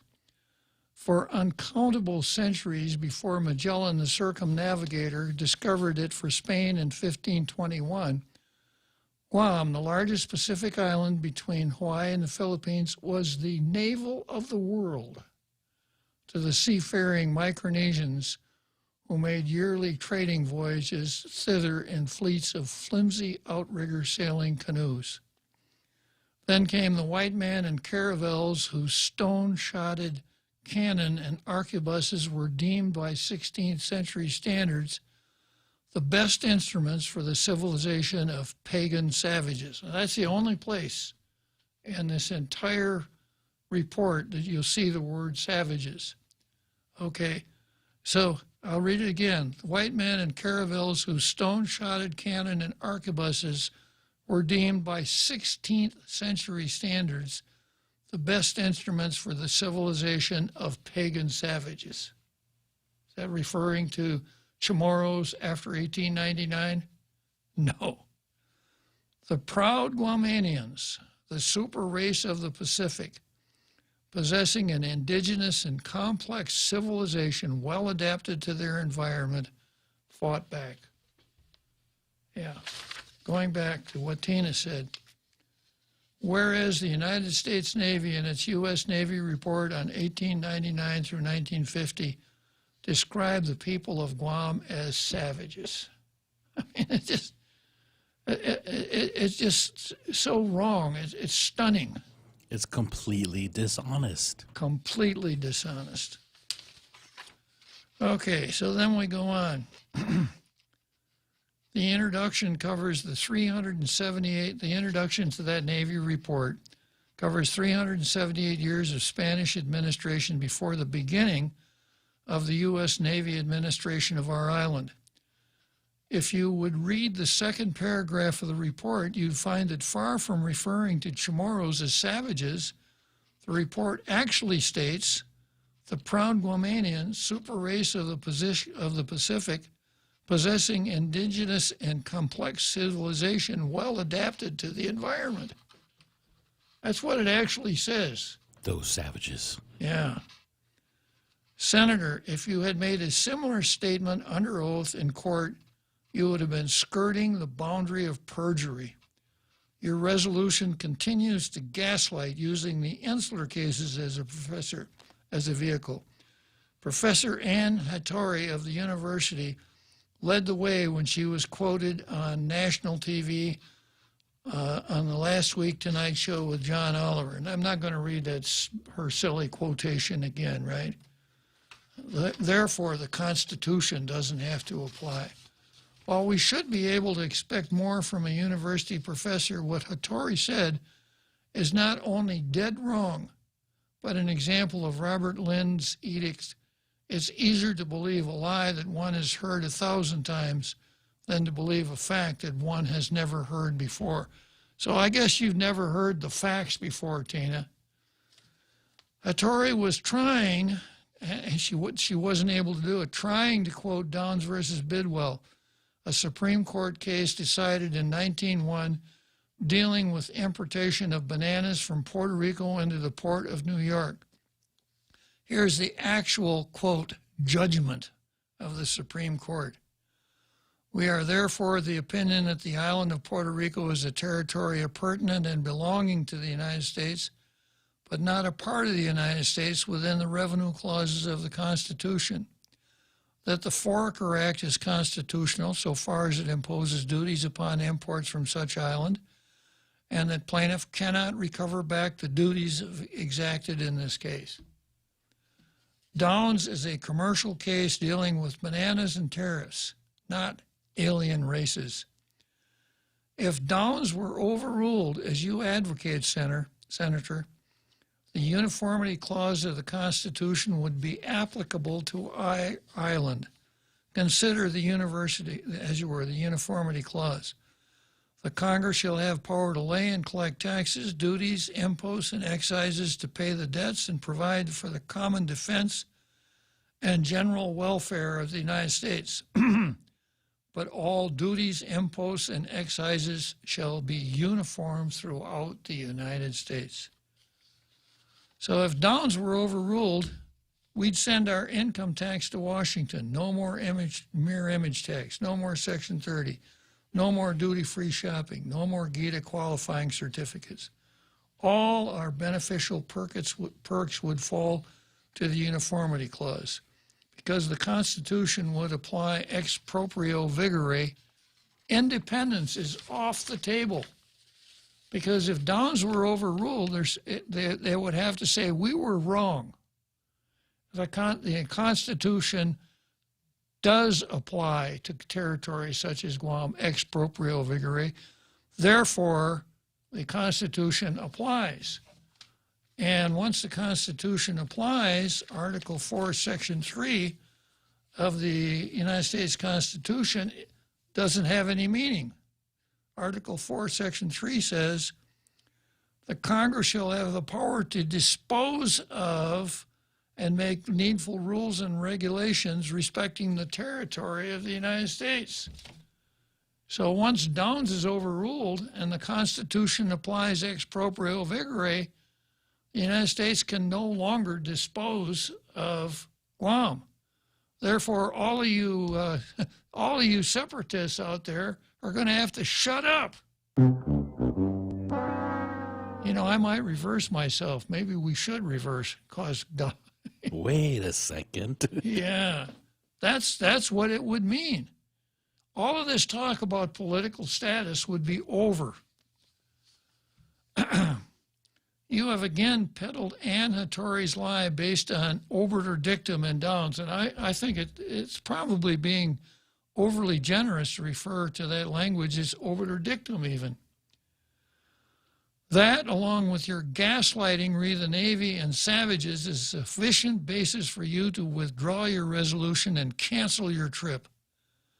Due to my devotion to brevity and the space limitation in this forum, description of the many more infirmities in your resolution will have to wait for another day. I thought she was actually going to go on a trip instead of the virtual thing. Okay, so we're coming up here to the, we're arriving at Churchill Downs here.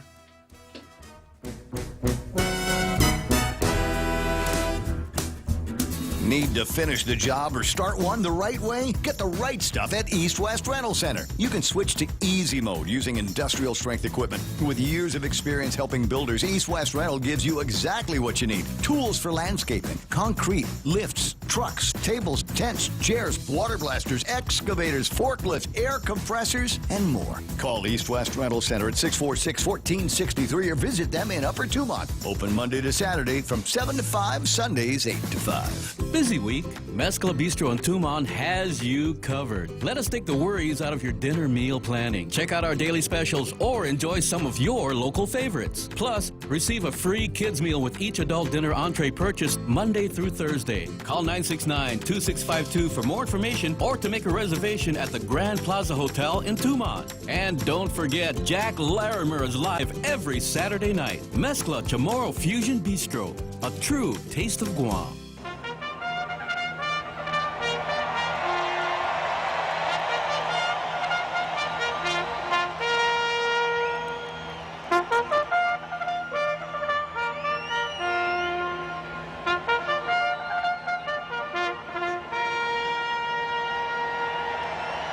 There we are, Churchill Downs, Louisville, Kentucky.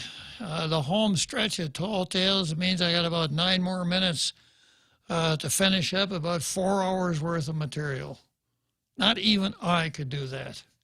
So I've got another Joe who wants to ride the Ferris wheel one more time here in Louisville. So go ahead, another Joe. Thank you, Bob. I'm wondering if there's some sort of across the board socialist Marxist movement, like they're going for broke so they can get their message out and get new recruits. So they're going to spew out all this these made up issues that are not factual in order to it's a court of public opinion. It's called grievance. It's called grievance politics. Look at how the United States has been screwing us.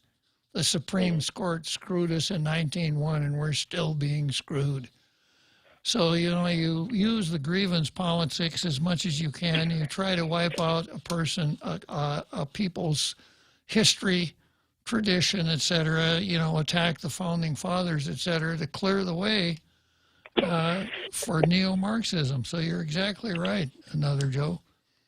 The thing that amazes me is they're coming out, they're trying to transform Chamorro culture to something Polynesian with the hula dancing. And then now they're implying that Chamorro culture is synonymous with Micronesia culture, where if I go back decades, I would ask actual translators of Spanish documents, and they would say everything that they read suggests that these are different cultures, and you might have had interaction and possibly trade, but I'm kind of a little bit more interested in what someone like Robert Underwood and Miguel Villar has to say regarding actual, documented culture and genetic studies. But real quick, there's some kind of a workshop going on that is a Black Lives supporting organization, and they're teaching and writing, and it's called Breaking Wave Theater Company. I don't know if you've heard about it or read about it. It was in the Post. Breaking Wave Theater Company, and they're teaching and writing, and their Black Lives in their website. They show that they're supporters of Black Lives Matters. I don't know if you've heard about that. I saw the article, but I didn't spend any time with it. Another Joe. So I just wanted to mention to everyone out there, look, socialism, Marxism, communism, it's a bad thing. And if you're gonna turn your head and ignore that that these organizations are supporting that, you're kind of bringing it on yourself. Yeah, you're right. Yeah, and of Anyway, course. thanks for your time. Yeah. Okay. Well, thanks again, another Joe. Good talking to you. Thanks for calling in. All right. So I may not have time to finish this, but the next on the card is Underwood versus Tina. And this is not as clear as it might be. It's going to require a little explanation from me. And this ran in the Daily News, and the title is Insular Cases a Step, but Deeper Issues Remain for Guam. Was this a letter that he wrote? No, it's a column. It's a news story. House Representative H.R. Resolution 279 decrying the race-based Supreme Court rulings. You see, it's got to be the beginning of this discussion, as the insular cases used to deny equal rights to the U.S. territories was heard before Congress May 13th. So even when the Daily News thinks they're writing straight news, it's the big lie. You know what? As your self-appointed TA for today, I'm going to give homework for all the tall tailors to look up October 28th, 2018, from the PDN. The title is Klitzkie, PDN editorial wrong about insular cases and voting rights. Yeah. And I think it'll set the groundwork for what you're going to talk about. Yeah, maybe I ought to bring that in tomorrow. Yeah, I remember that one. I just can't help myself when I see stupidity and silliness like this, you know. Vice Speaker Tina Munya Barnes put forth her own resolution in the 36th Guam legislature in support of H.R. 279 and testified in support of the measure during the congressional hearing.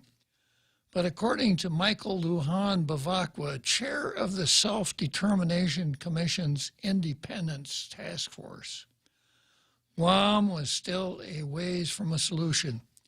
He was positive about the resolution, but said attacking the race-based nature of the cases wasn't as productive as it might seem. But he's all for it anyhow, you know, race-based. The insular cases used very racist ideas to justify things that are already in the United States Constitution, which are not racially necessarily motivated. Yeah, so the insular cases use this this very anti-banana theory, right? So they went from language to ideas. Uh-huh. Yeah, very racist ideas to justify things that are already in the Constitution, which are not racially necessarily motivated. He said, but if you struck down the insular cases, you still have the territorial clause of the United States, which means Congress still gets to decide whatever it wants. Well, you know, a little knowledge is a dangerous thing. A little more knowledge is catastrophic, and that's exactly what we got here. Now, I'm going to read Article 4, Section 3, Paragraph 2 one more time. And that says, the Congress shall have power to dispose of and make all needful rules and regulations respecting the territory of the United States. If Downs were overruled, it would happen like this. Supreme Court says, we made a mistake in Downs when we decided that the Constitution does not ex proprio vigere apply to the Spanish-American War contest. It did. So the whole Constitution applied as soon as the peace treaty was signed. Once the peace treaty is signed, Guam becomes an incorporated territory. Article 4, Section 3, Paragraph 2 is gone. It has no bearing whatsoever, except in Bavacqua's mind. All right, well, I'll start out with this tomorrow. This is so a really important subject, and I just got to stick with it until I get to a culminating point.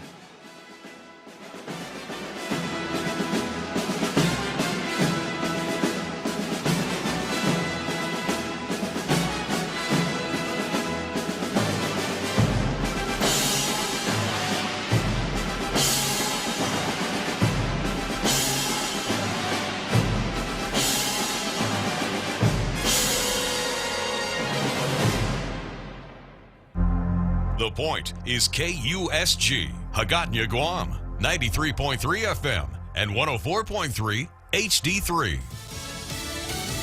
Conflict continues in the Middle East. I'm Mary Corsetti, Fox News. Israel says it will continue defending itself against Palestinian military groups as both sides trade deadly rocket fire. In Jerusalem, where the latest spike in tension that led to these hostilities started, a Palestinian man rammed his car into a group of police officers, wounding 5 of them. They shot the driver. It happened at the entrance to the Sheikh Jarrah neighborhood, where several Palestinian families await word on whether or not they'll be evicted from their homes. Mounting tension over this and sensitivities around the Al-Aqsa Mosque during Ramadan led Hamas to start waging its war of rockets. Israel's powerful response has culminated in the bloodiest day ever in Gaza, Palestinians are saying, in terms of casualties. Fox's Emmy Kellogg. Meanwhile, a smoky wildfire churning through a Los Angeles Canyon community gained strength Sunday as about 1,000 residents remained under evacuation orders, while others were warned they should get ready to leave. The wildfire broke out late Friday in the Santa Monica Mountains. The cause has been deemed suspicious and is under investigation. Plus, the CDC says students should still wear masks for the rest of the current academic year. Health officials say since most school-age kids remain unvaccinated, masks are still needed. The CDC guidance released Saturday says, quote, CDC recommends schools continue to use the current COVID-19 prevention strategies for the 20 to 21 school year. Health officials say, though, more guidance is coming in the months ahead. President Biden's education secretary is on board with the latest guidance from the CDC. He tweeted schools should remain vigilant with masks and social distancing, and that'll be helping with the government's future response. Last week, the head of the American Federation of Teachers called for schools to reopen fully by the fall. The news came after weeks of criticism for the teachers union. Republicans accusing the Biden administration of giving the group too much say if and when schools could reopen. That's Fox's Mark Meredith. America is listening to Fox News.